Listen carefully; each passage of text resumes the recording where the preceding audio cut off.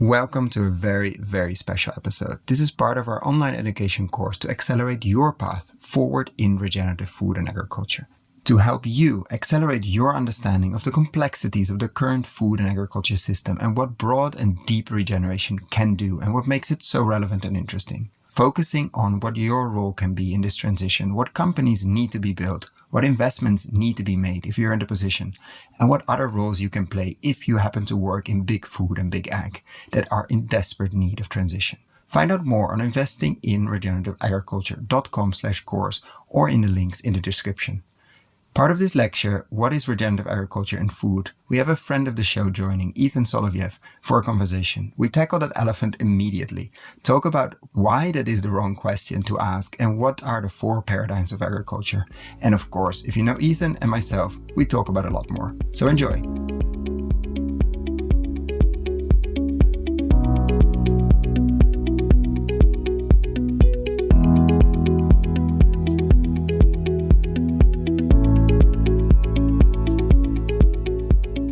Welcome to a very special episode. We have a friend of the show, probably the one who has been here the most with the newsrooms we've recorded many years ago with a number of iterations, and now back, Ethan Soloviev. Welcome. So glad to be here. Great to see you. And we're going to go a bit back to the basics. I think many people might remember, and if you're new to this topic, you might have stumbled upon it or you've seen it in the video course where this part is definitely part of. Which is the continuum. I keep using it and sending it to people, but I'm going to take a step back and actually introduce you properly, as many people maybe think Ethan Soloviev. Who is Ethan Soloviev and what brings you to the space? I know you're a farmer, you work with HowGood with a lot of large companies, and you were one of the founders of Terra Genesis, which I think has been in the space for the longest. So where would you like to start with an introduction? When you normally introduce yourself and somebody sits next to you at the dinner party, what do you say? I usually ask them about them. I don't talk about myself if I can at all avoid it. Or I'll ask about their family or their kids. I'm a dad now. That's a big new part of my life since we initially started talking. I have a 6-year-old and a 1-year-old, and wow, talk about regeneration and growth and the evolution of capacity in a system. Just engage with the children. It's amazing. So that's a big part of who I am. I also love getting to watch them on the farm, right? My 6-year-old, she's like caught a lamb coming out of her mom, in the cold winter mornings as the lambs are being born. My 1-year-old is just like up. Her first word was blueberry, right? She's always like trying to get up into the apple trees. Impressive. She basically calls pretty much anything that's like round and about hand size an apple. So that's like the eggs coming from the chicken. She calls that an apple. Well, we've just got our hardy kiwi starting to fruit. She calls that an apple. So, being on the farm to raise kids, we have a small commercial operation upstate New York, mostly selling locally, 16 acres of apples, shiitake mushrooms, grass-fed sheep and lamb. And then there's a number of other farmers who live and work and have their livelihoods on our farm growing vegetables and flowers and bees and chickens and ducks. So it's a multi-enterprise, small-scale, aiming for regeneration farm in the Hudson River Valley of New York. All of that helps me to source directly from living systems, directly from a place, in order to do the incredible work that HowGood does. HowGood's the world's largest product and ingredient sustainability database. We have a software platform that enables people at the largest companies in the world and the smallest food companies at the world to understand the impacts of their products. What's the carbon footprint? What's the biodiversity impact? What's the labor risk? What's the water? What's the soil health? And like, how do you take all that and then innovate and improve and decrease your carbon footprint or get to net positive? And so our software platform helps to automate that using artificial intelligence and human intelligence, probably more importantly, human Everybody intelligence. Everybody has to use AI. We work with 6 of the biggest food companies in the world and many retailers and ingredient suppliers. So that's where I'm really focusing my energy now, because it seems like we can't just have regenerative agriculture. If we're going to move the world, we need regenerative food systems. And this feels like a perfect place with the data, the best data in the world, to help people make decisions to move in that direction.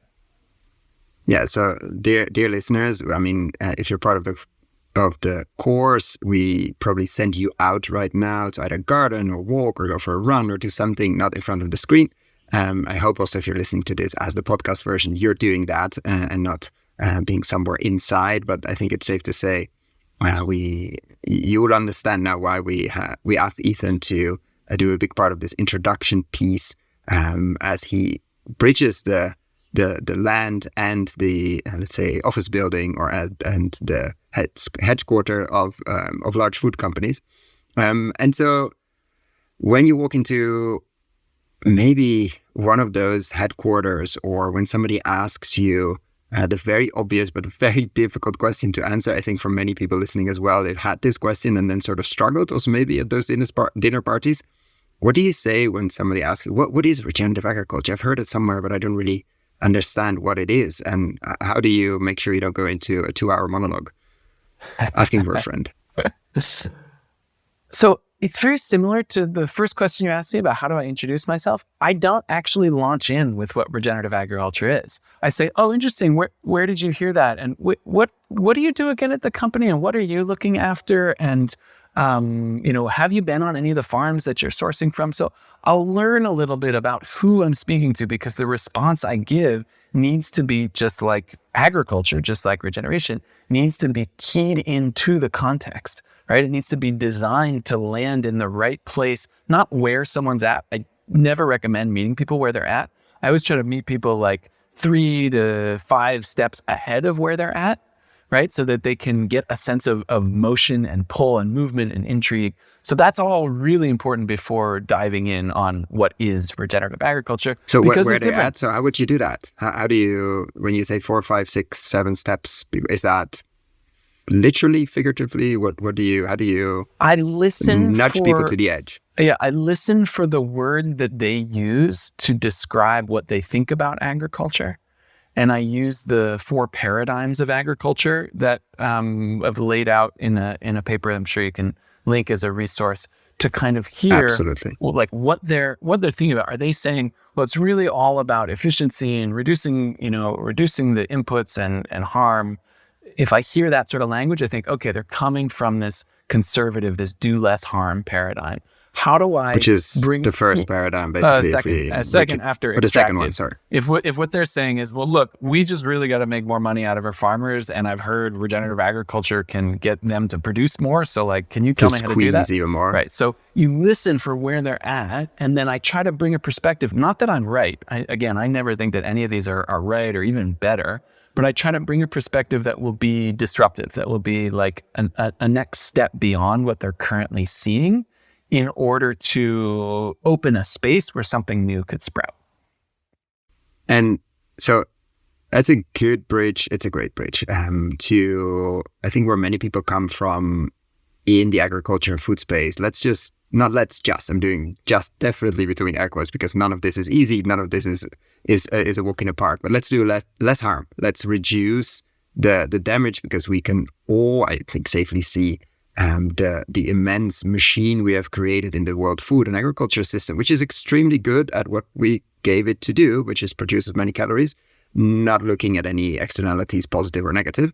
And then many people come to the conclusion, okay, we need to reduce that, because the externalities, the negative ones, are just getting completely out of control, either of health, environmental, social, pick your one. Probably it's being damaged severely by our food and agriculture system, but it's feeding most of a significant part of the world. So when people are in that level of, or that paradigm of agriculture and want to reduce, how do you trigger them to not open their mind, but you said, like, how do you trigger them to see something or to think of something they might not have thought about before when they approached you? So this might be a place that I would bring the continuum, this impact spectrum, we sometimes call it. And I would start with, what they see and understand. I would say, look, imagine a line, and on one end of the line, there is the extractive, the damaging, the degenerative agriculture that you know about, right? Because you've seen the harm it can do to people, to indigenous people, to all people, to anyone working in the fields. You've seen the damage it does to biodiversity and the deforestation and the eutrophication of the waterways.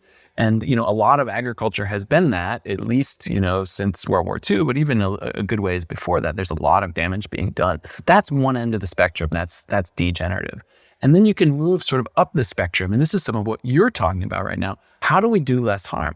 How do we use less fertilizers, per kilo or per metric ton of yield? How do we put a more efficient, water and irrigation system, drip irrigation, so you're not flood area, you're not using as much water? How do we improve our efficiency of our crops through different choices or different breeds?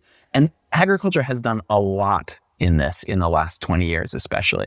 We've been moving towards sustainable agriculture. We've been moving towards this middle point, this midpoint, this sort of like, if we could keep reducing harm, just like you're saying and aiming to do in your systems, then we could get to like do no harm. We could get to zero, middle of the spectrum, get to zero, get to net zero. And that would be a great thing. And we should stop it. We should stop deforestation.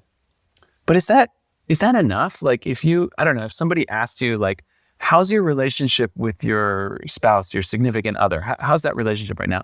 And you said, it's no harm. It's sustainable. It's about net zero, right? Is that really what we're going for? That would be a good opening at a dinner party, but then you would be in a very different conversation. Yeah, exactly. Well, there's a whole bunch of parallels we can draw between human relationships between each other and really human relationships with Earth. And so if you want to be in a sustainable John net Kempf zero keeps relationship, saying regeneration starts with restoring relationships between us, plants, trees, animals, soil, yeah, but and even everything restoring, check it out. Regenerating with restoring. What's the difference?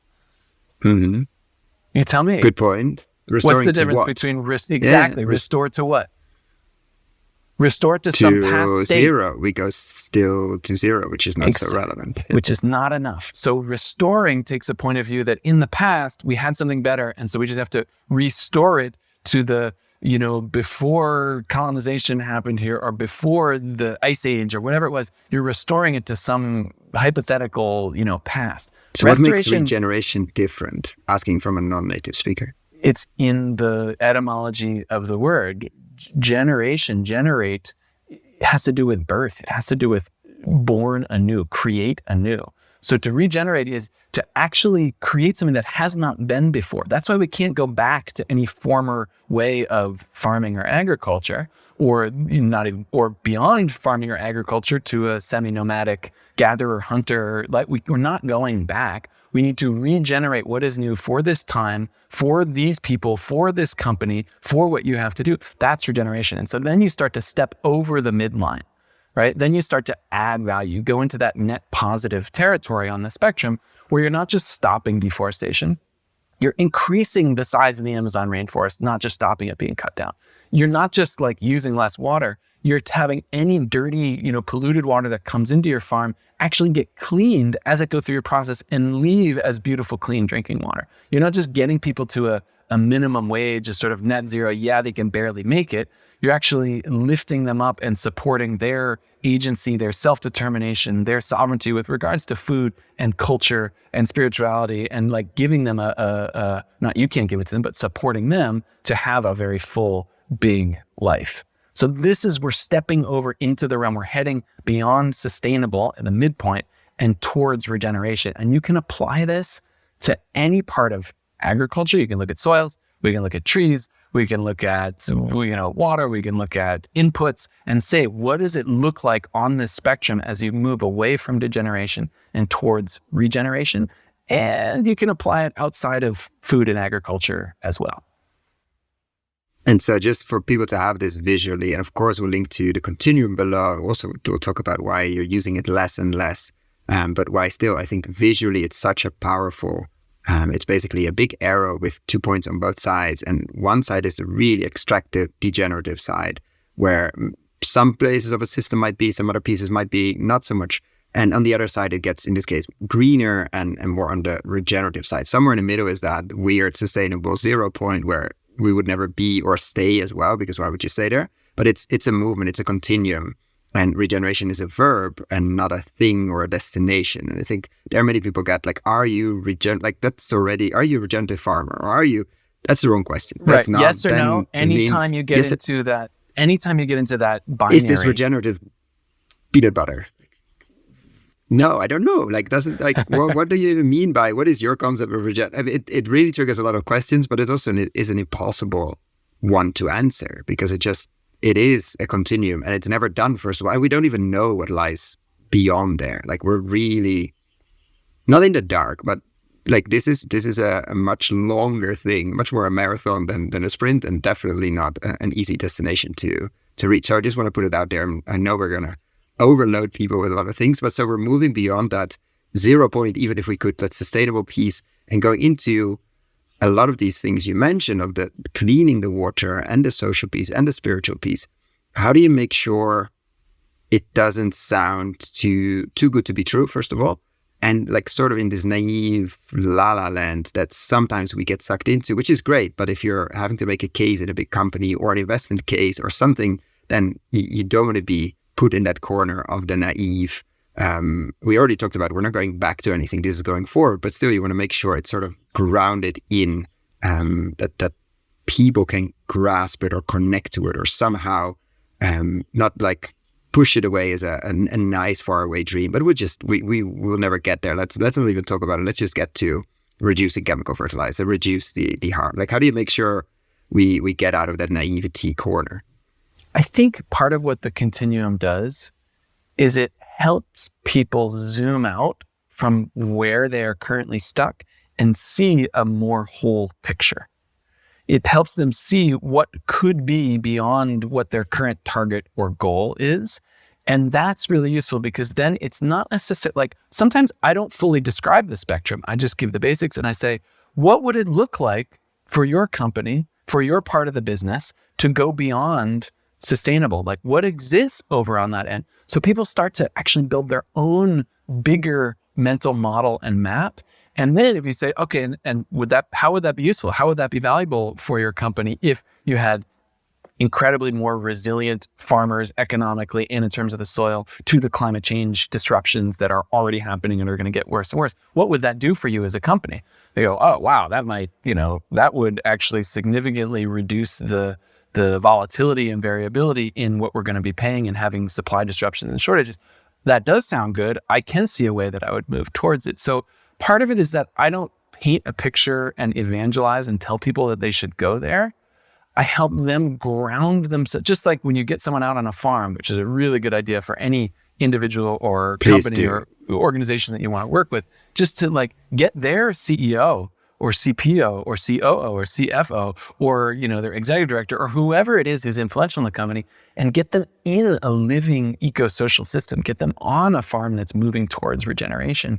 That in itself will do a huge amount of movement because then they can image with their own eyes, they can smell with their nose, they can taste the food, and that becomes something to step towards and go towards. That's more effective than naively selling some dream future because then it's your dream future and it won't connect with them. They have to understand what it means for them, how it could benefit them in order to have the continuing will to move towards it. And so how important has it been that you're operating not your own, because there's a whole ecosystem on it, around it, underneath, etc., but that you're operating from, let's say, a working commercial farm, as you mentioned? How important has it been for you? Sometimes if it's apart from that, you get amazing food and your children are playing outside all the time and getting amazing food. I mean, that everybody understands. The basics are very key here. But let's say in your HowGood life, etc., how does that help you? It's incredibly important because I can speak with a level of groundedness and reality that is beyond a good idea, like you were talking about, a sort of a naive vision idea, but also beyond a financial business pitch that I'm just trying to make money for myself or my company. When I leave the farm sometimes, if I'm going on a significant business trip where I am going to be stepping into that boardroom, or I am going to be, at stage at the climate conference or at Davos or something like that, I'll always try to take something from my farm, like a little mint leaf or an acorn nut or some little thing, and I'll like tuck it in the breast pocket of my jacket. Yeah, right. To get a little whiff of, oh, this is what regeneration might look like in this place. And I can remember. And so when I walk into those scenarios, I am whole. I am not a segregated, split out person trying to do a business thing over here and something else over there in my part. I am whole, and I don't know. Does that really do anything?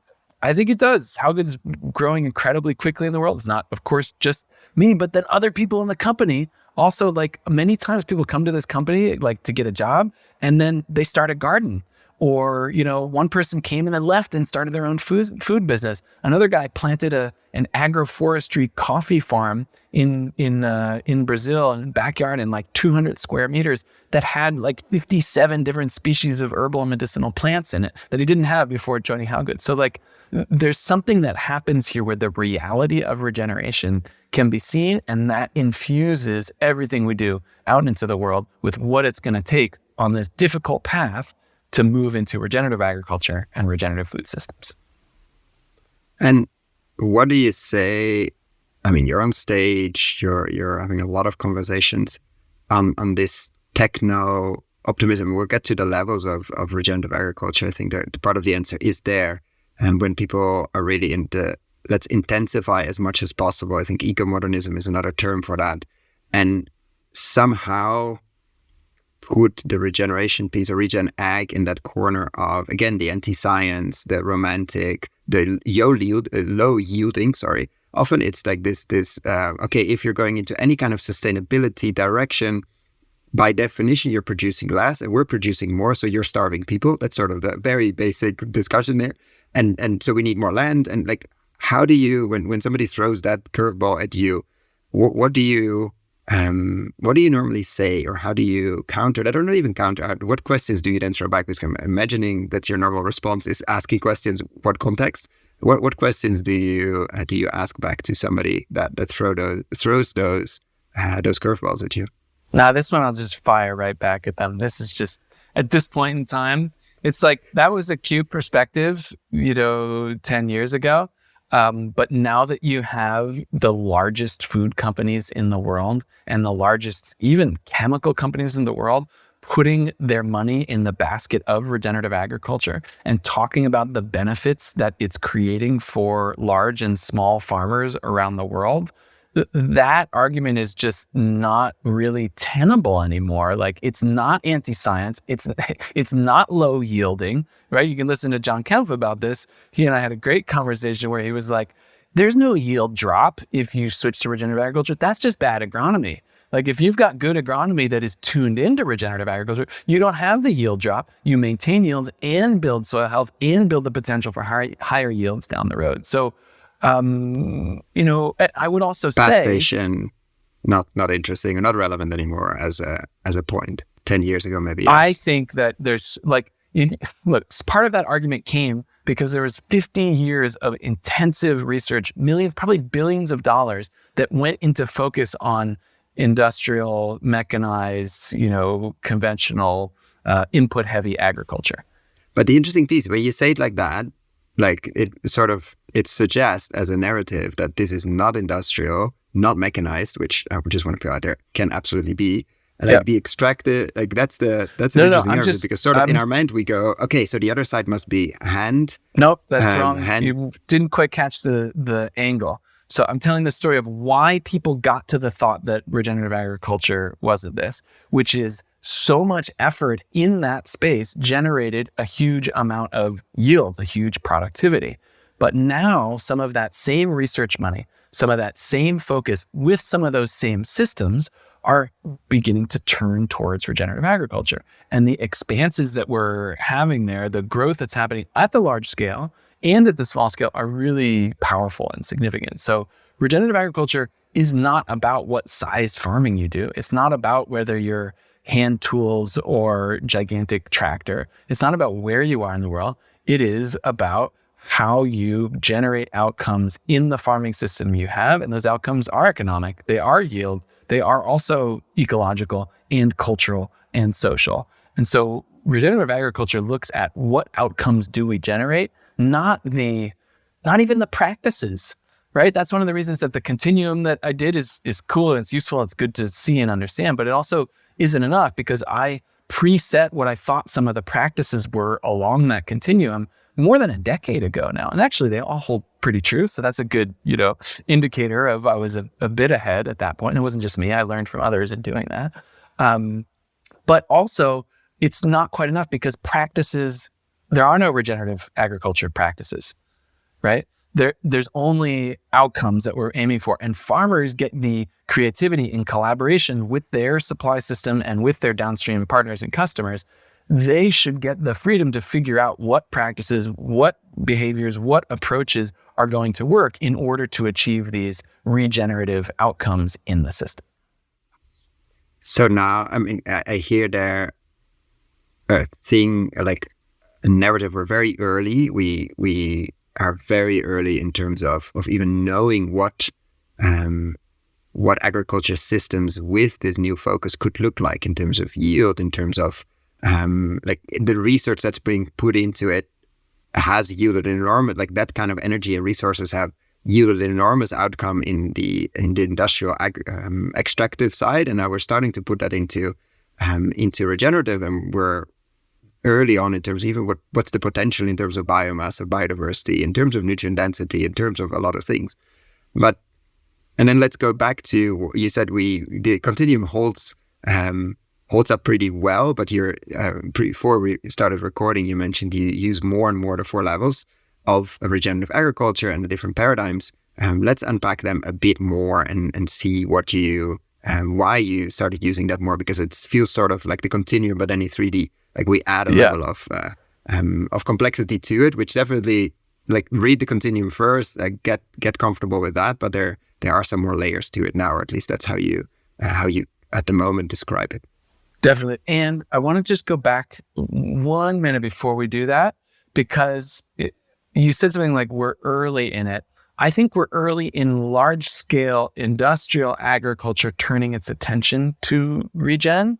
However, that's not the only form of regenerative agriculture. And it's important to point out that regenerative agriculture, the best, the most well-known and ancient forms of it, far predate modern agriculture, even the advent of modern tillage agriculture 10,000 years ago.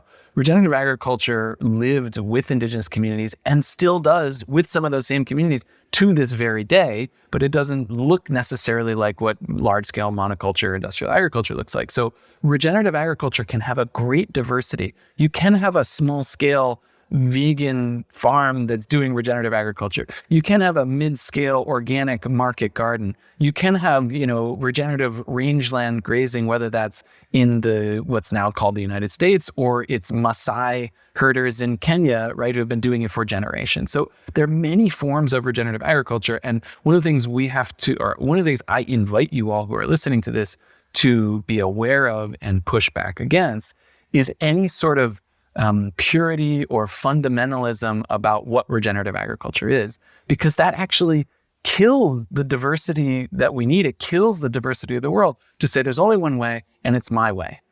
And there's only one regenerative agriculture, and it has to be X. It has to be organic, or it has to be no-till, or it has to be whatever. That's gonna has to block include us. Biochar. Come on, exactly. Give me biochar. And an herb spiral, goddammit, right? Like whatever the thing is. Of course. Like that is not the right approach. That is not a biodiverse regenerating our thinking approach. And so we have to got us look into at this mess to begin with. Yeah.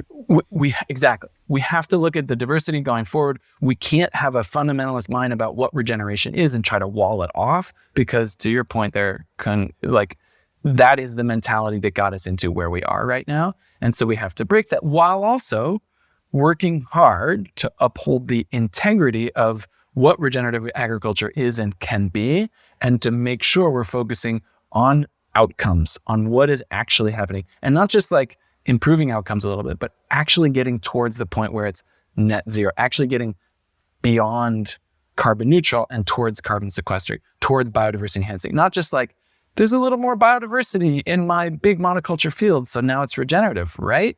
It's like we have to keep pushing for that regenerative end of the spectrum while also supporting many at different scales with different approaches on their path towards it.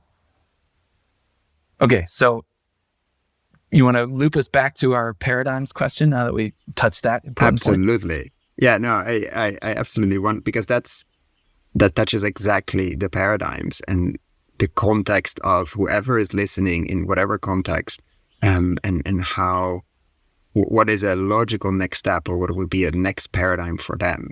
So we started with, you mentioned them at the beginning. Let's say if somebody, when you ask a few questions, responds to that with, I want to reduce my negative impact, I want to focus on that, etc. That's one paradigm. Of course, we have the extreme extractive one. I just want to make as much money as possible. That's sort of the first. And then what are the others? Like, let's walk us through the different the four that I've named here, in and I'll just note these are not the only four. There's probably ones, so I don't know, at a different level lower, and there's probably ones beyond the four that I've named. So it's just useful to note that, like, we've got a map, but the map may be bigger. So, like my 6-year-old daughter said to me yesterday when she got home from school and being out on a hike she was on, she said, "Do you know we're in outer space?" And this concept of, like, there could be something so much bigger than what we're currently holding and looking at. I just want to put that sense of awe forward here that, like, yeah, I've got 4 paradigms that I've articulated. They come primarily from my work with Carol Sanford and her work on regenerative business. But there's probably more beyond this. So we've got the extractive, we've got the conservative. Next, there is a pretty significant shift. We sort of pass through and over what some might call sustainable or circular. A lot of people go for the circular thing of, like, you just go around in a circle. I think circular is really funny because the circular economy community figured out that, like, they didn't quite have it nailed for natural systems. And so then they started using the term regenerative and say, oh, well, to be circular, actually you have to be regenerative towards nature. So they, like, I think that's a funny kind of midpoint. But above that, there's what I call net positive or net contributive. So this is where you get to the sense of, we can't just do less harm, we have to do good. You can't just, emit carbon dioxide. You need to capture carbon and put it into the soil. You can't just, what example have we not used yet? You can't just, like, do less harm to animals in the terms of animal welfare. You have to give them a life that is as close as possible to what their natural wild existence was. So we're moving into this place where you're adding value to the farm, to the system, through what you're doing. That's net positive. And that's great. We should all be doing it. All these levels are great. All of them have their value and importance in the system. When you get to the 4th level that I've named, regenerative, here our focus goes beyond the farm itself. It goes beyond the individual good that you're doing. And it says, how do we regenerate the whole system that we're part of? How do we evolve the capacity, not just of my farm, but of all farms in the region and all buyers of food in the region, so that they can see and hear and understand what regeneration could be like? How do we express the unique essence of this place? Not just, like, how do I make this a carbon capturing farm? That's do good, that's, net positive paradigm. But what is unique about this farm and this bioregion, this bioregional fingerprint? What is the terroir of this place? And how do I express that uniquely through the goods, through the crops, through the ingredients that are being produced from here? Now we're getting into the realm of regeneration, where you start to have larger systemic effects, and you're never thinking of yourself or of your place, but in the nested whole system that you're part of and can touch and move through the agriculture that you do. And just to give an impression, like, when you're working with these bigger companies, where do you feel most people are? What are most of your conversation and work around? Because it feels like the 4th level, or the last one you described, I don't want to name them or number them because there are multiple there, and I don't want to go below 0. That would be weird. Like, how are we mapped on the space? Like the work you do, or the space where we're in now. We actually had a few conversations to feel the space, because we've both been in it for quite a while. Where do you feel we're at, especially, let's say, large companies, your daily work? Yeah. I guess I'll say there's great diversity, and that I embrace that diversity. It's important, we learned. Yeah. It's incredibly important, because there are individuals inside of every company in the world, at least everyone that I've ever gotten into, who really deeply care and are pushing their minds towards regeneration, towards that, 4th paradigm or beyond. And That's not everybody inside of most companies. So in some companies, it's more and more. There's some companies that have worked farthest in this realm, and you can see my interviews with them on HowGood's resources page, or at the events that we do at at Climate Week or COP or et cetera. Like, there are many who are thinking in a regenerative way, and there's still a lot of people who are extractive and are coming from a conservative paradigm. All of those are there. I think, would I love there to be more in stepping to net positive and regenerative? Yes, of course. But I'm also not pushy in trying to get people there, because you do not move people. You cannot move people. I guess I'll just say that. This is a premise. I don't think you can push someone to get to any level or another. I think the only way that I, or that you, or that anyone takes a step in what they're able to see and do in the world is if you invite them to see the whole map and ask them where they want to go and what it'll take to get there. They then have the potency to take the step. You also have to back them up with data, right? And we're focusing on the practical philosophy of regeneration here, but also there's a lot of functional content and data, and you need the carbon footprint, and you need to be able to track those outcomes for any farm up to any product. You really need to be able to do it at a product level. So much of the whole corporate world is focused on this sort of top-down greenhouse gas accounting or biodiversity, nature accounting that looks at headquarters and your initial scopes 1 and 2 that you have control over, and then maybe finally slowly gets down to where all the impact lies, 90% of it in your scope 3, your far out. And HowGood thinks that's the wrong direction, and that you actually should come from the individual products, the individual goods, and build your way up to get a sense of the whole. So, we power all of the data and all of the decision making to help make that happen at companies large and small. But you need that alongside an invitation to grow the paradigm you're working from. Everything will go faster if you can line them up together. And I want to be conscious of your time as well. So as a final, I'm going to say final question, usually becomes a final set of questions. You've been following very actively, actually, you've been participating in let's say, the regenerative movement, whatever that means, for quite a while. Are you, first part of the question, are you optimistic? And if so, what is different now compared to 10, 15, 20 years ago, maybe? Wow. 20 years ago, it's a world of difference. So 5 years ago, even HowGood's now a member of multiple global coalitions who care about this and are focusing on this work.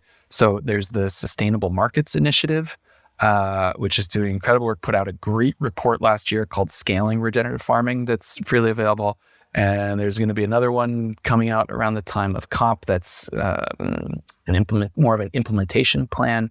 That organization has companies that are 250 billion in annual revenue who are part of it. We're also members of WBCSD, the World Business Council for Sustainable Development, who has a whole work stream on regenerative landscapes and, scaling up agriculture. Plus the One Planet Business for Biodiversity Coalition. I don't know the exact numbers. That probably has 400 billion in revenue companies that are part of it. So this is a major going folk. Even the World Economic Forum is starting to step in on soil health and regen ag. So there are big companies that are putting their smart people and their resources and their energy and their creativity into moving this at a scale that the world has never seen before. It also needs the banks and the governments and the investors and philanthropic capital to come in and support the journey along the way. And that's some of what's starting to happen. I think the other thing that's different from five years ago is that it's not just carbon anymore. This isn't just a conversation in the business world. Thank gods, right? It's no longer just one thing. It's no longer Good just plural, one. I know, gods. Yeah. One god of carbon. It's right. It's a whole system. It's carbon, it's nature, and it's human rights.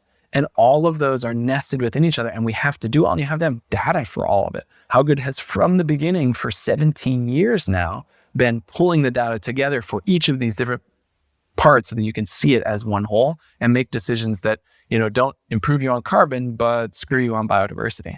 And so I would say that's a major difference. The scale of effort that's going into it, the amount of financial capital flowing into it, the creativity in the current capitalist system to work on it, from biodiversity credits to new laws that are like super stringent, like the EU deforestation law.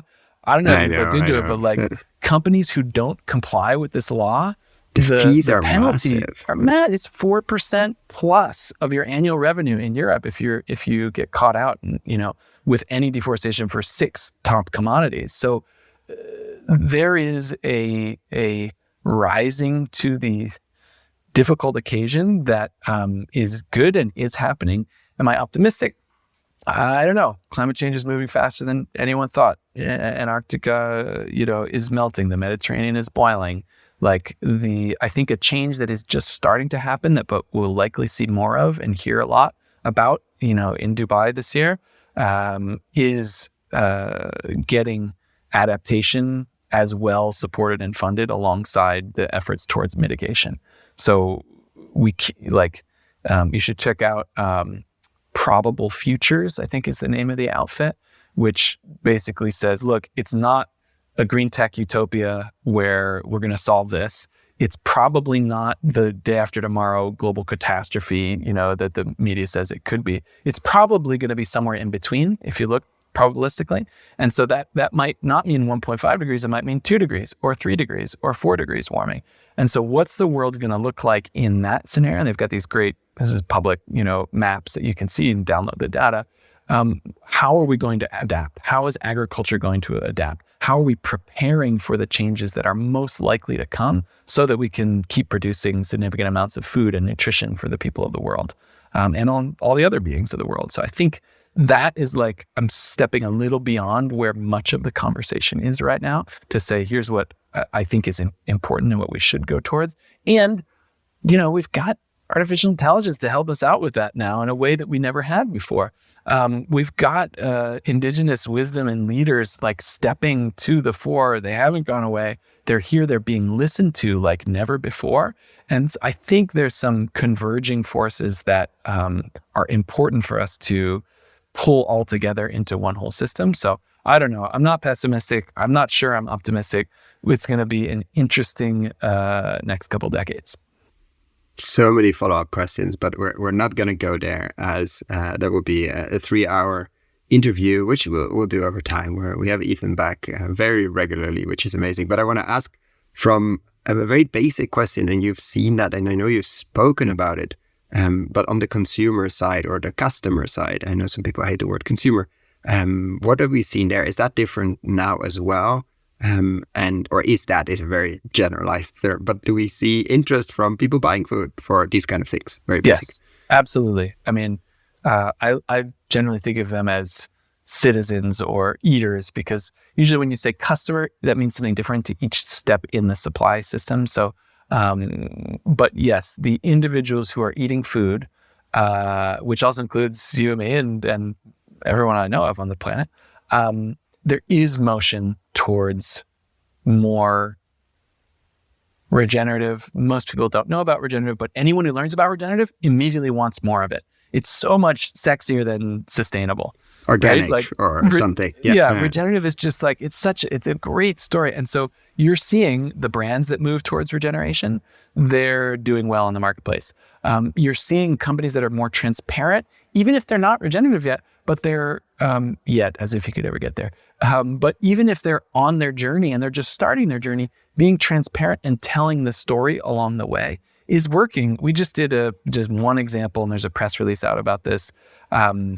We worked with a really great company, SES Imago Tag, who has these electronic shelf labels in the grocery store. So instead of just like a paper tag, it's electronic, still much lower energy usage, but it's also very creative. It can know who you are as you walk into a store with your cell phone, and that you like regenerative beef or regenerative mushrooms, and or it can highlight it in the exactly. It can somewhere. blink a little LED, so it shows you where it is, so you can walk towards it. It's a great company, and we did a trial with them. Or I can send it a list, and it tells me exactly how to walk. That would be so fast. Follow the light. Actually, we work with an AI company called Vernique that does that. That's a shopping assistant. So you say, could you please show me a gluten-free low cost snack for my 6-year-old. Oh, and make it regenerative. And the large language model behind it will listen to that. It'll find the right product. It knows where it is in the store, and it'll tell you where to walk.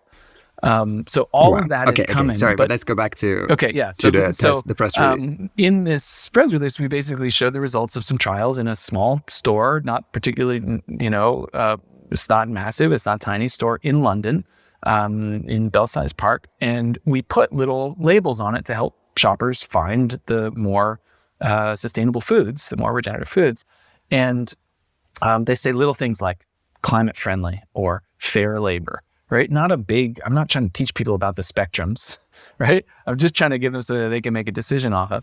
And incredible Consistently results. On the whole aisle, you could do the full spectrum with colors and stuff, but that's different. You Anyway, line up incredible results. The bad foods at one end. No, you can't do that. It actually doesn't work. I'll just say that it doesn't work to do negative ratings.